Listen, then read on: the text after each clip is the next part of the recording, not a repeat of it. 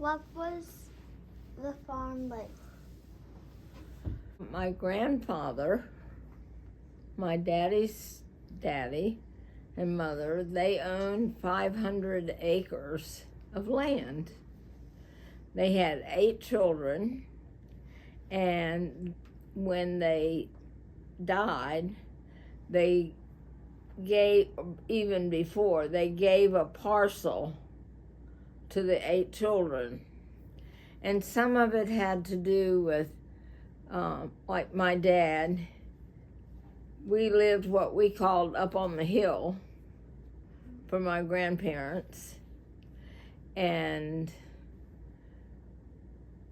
he got a whole parcel of land there to build his house.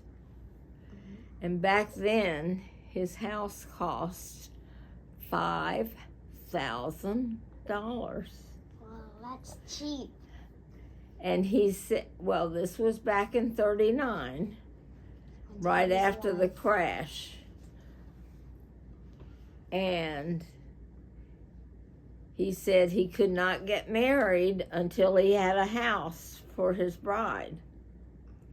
My mother was a city girl, so to speak. She grew up in Lynchburg, Virginia. And they met at a wedding that she knew the groom and he knew the bride. The bride was a classmate of my mother's at James Madison University now. And he told a lady in the community, he said, that's the girl I'm going to marry, without ever having talked to her. But my mother had been to his house. She never met him, but she had been to his house and knew his mother.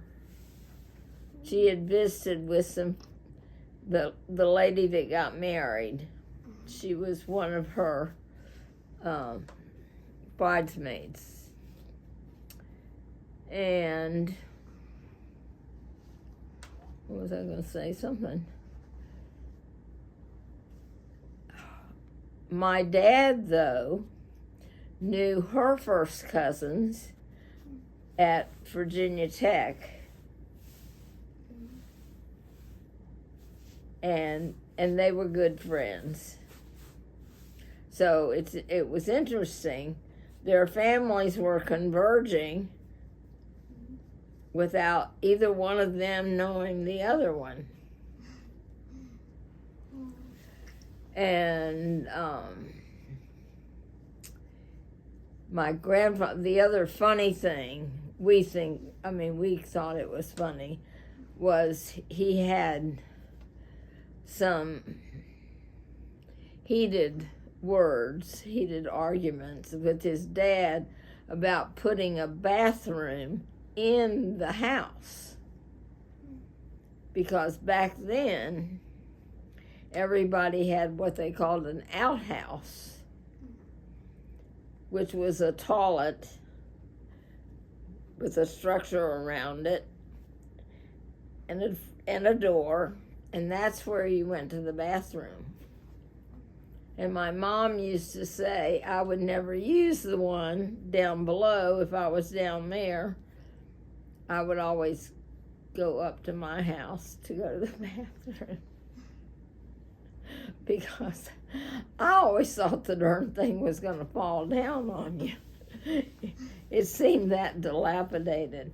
But my dad, my whole life, he always wanted an outhouse, but he never got one. So I don't guess he really wanted it very badly.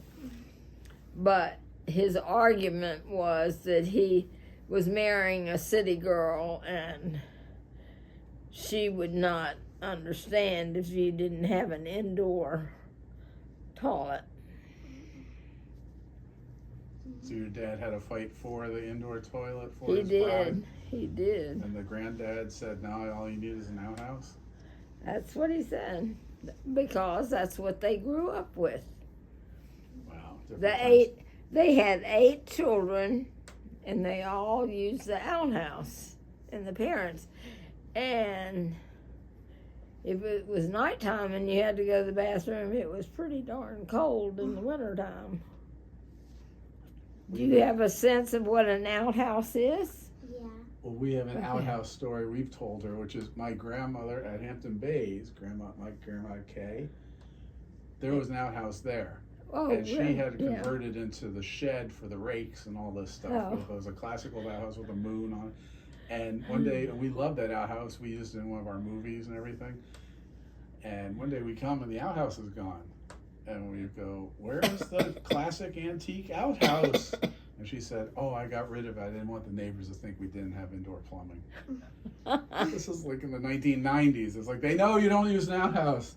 But now we lost this great outhouse. Someday I'm going to rebuild that outhouse, though. Well, you know what happened with my dad is after I got married, Ed's mother found this picture of an outhouse, and she fixed it as a picture.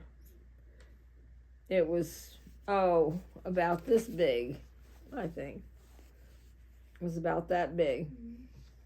And she gave it to him at some point, and they put it in the bathroom. And for all I know, Susanna still has it there. I don't know. Is the outhouse or anything on the paintings in the art studio? Or No. It fell down at some point. Hopefully with nobody in it. Boy, nobody was in it. No. Thank you. Thank you. Okay.